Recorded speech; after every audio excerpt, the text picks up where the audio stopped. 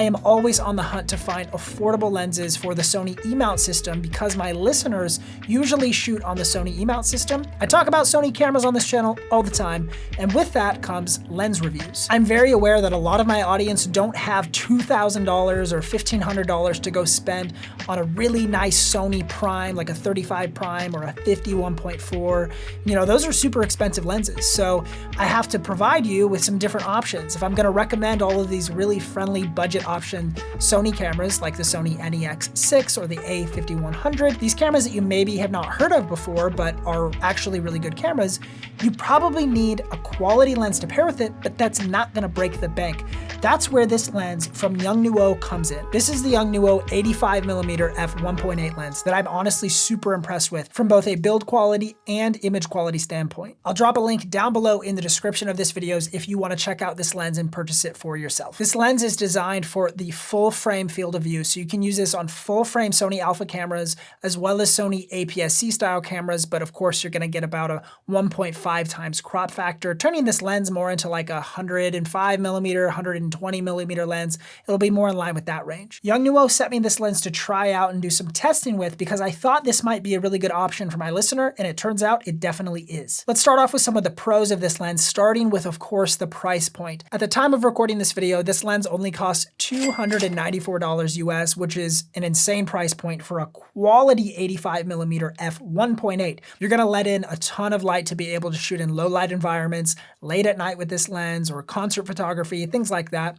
Wedding filmmaking or wedding photography in low light situations, that 1.8 aperture is gonna let in a lot more light and allow you to shoot in situations that an f2.8 or an f4 lens would not let you do. If we look at some of the other price points of 85mm lenses available in the Sony E-mount system, a few that come to mind are the Sony 85 f1.8 lens, which I had for quite a while. That comes in right around $550 to $600. The Sony 85 1.4 is $1,700, and the Sigma 85 1.8, which I actually have right here, this is our personal lens that my wife and I use for wedding photography. This comes in closer to $1,200 new. So $300, under $300, $1,200. Some of these are above $1,500. It's super expensive to get a quality prime. So let's see how these lenses stack up against each other. I'll flash a few images on the screen here from these various cameras that I've shot with over the years. Some from the Sony 85 1.8, 85 1.4, and I'll just indicate which lens I use for these different portraits here on the screen. And you can see that this Yongnuo lens is definitely in the mix. If you take time to really pixel peep and examine some of the edges of the frame, you will see that some of the higher end glass is certainly sharper, especially towards the edges of the frame. But in my opinion, in 2024, the main reason you'll be using a lens like this is to pair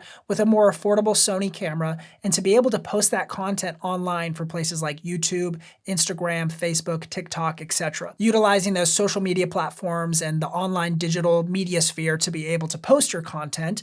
And in those environments, they tend to not really make a huge difference whether or not you're using like a $5,000 lens or a $300 lens. Sure, you can pixel peep always, but if somebody is just scrolling through Instagram and they see this beautiful portrait shot on an 85mm lens with great compression, great depth of field, good lighting, even in a low light situation because of the 1.8 aperture, they're not gonna know if it was a $2,000 lens or a $300 lens. So as far as the price point goes, finding a quality 85mm f1.8 lens for Sony E-mount in 2024 is not an easy task, and the Yongnuo lens really performs well for the price point. I wanna spend a minute here and talk about the 85mm focal length and why I actually like using it for a variety of situations. First, on the filmmaking side, the 85mm is one of my favorite focal lengths for a B angle. So this B angle would be kind of that side profile angle in an interview setup or a talking head style lecture video, or if you're gonna use multiple camera angles for a YouTube style setup like this, the 85mm focal length is a really good option to isolate your subject and provide a kind of a different camera angle from a traditional A or camera 1 placement like I'm filming on right now.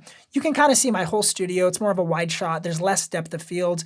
Maybe my background is a little bit blurry because I'm shooting at 1.8 on the 20mm lens, but everything is kind of in focus. You can see detail on everything. But if I shoot on this 85mm lens, things would be way more compressed. Another way that I use the 85mm is for portrait sessions. Whether I'm doing family photos or a wedding shoot, or I'm working with an artist on tour, doing something with music-related photography, I really like the 85mm because it provides me that isolation. It really focuses on the person, the details in their face, the details in their clothing. I really love what the 85mm offers in terms of just really good sharpness, really good compression. That background is just gonna get really rich and creamy behind them, produce really good bokeh, and you usually cannot go wrong with the 85mm for portrait work. Some other things that I like about this lens are going to be the function button that comes on the lens.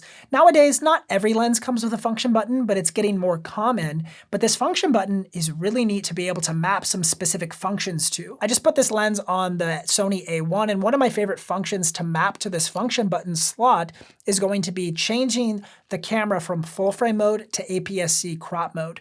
This gives me that extra 1.5 times reach. So instead of now shooting on an 85mm, it's more like a 120, which just gives me a little bit more reach to be able to reach out and grab a subject who might be a little bit further away than I'm able to walk up to. So this is really good for wedding filmmaking or wedding photographers.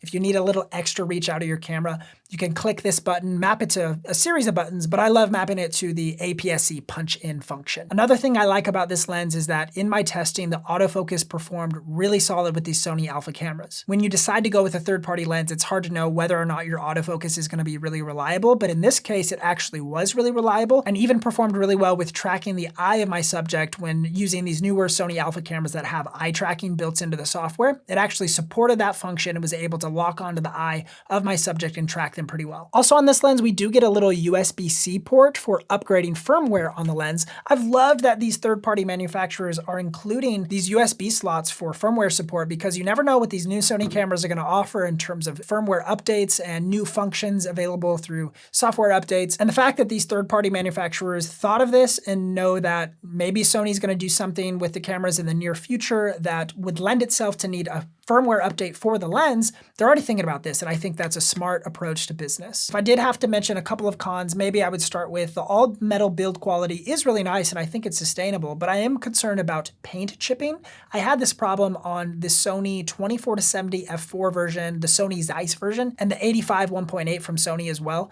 Those kind of had this same design where it was sort of like an all-metal construction, and the paint just chipped away so much. So I'm curious how this lens will perform over time, or if it's going to lose a lot of its black paint on it, and you're going to start seeing the silver metal underneath. I don't know how it's going to perform, but I would bet that some of the paint would chip off over time, especially because it's a cheaper lens. I think I'd also like to see a little bit faster autofocus because these Sony cameras are just so incredible with their internal autofocus systems. They do need lenses that support really good autofocus, and this lens actually performs a lot better than other lenses I've tested, but not nearly as good as some of the native Sony glass that's in production today. All that to say, if you don't have an 85mm lens in your kit, you should probably get one, and if you're on a budget and you want to spend under $300, I don't think you would go wrong with the Yongnuo 85mm f1.8 lens. Thank you guys so much for taking time to watch this video. If you enjoyed it, feel free to leave a like and subscribe if you haven't already. I got a ton more reviews about Sony Alpha cameras on this channel, other lenses, and we're gonna do a ton more reviews on this channel coming up very soon. Thanks so much, guys. Much love.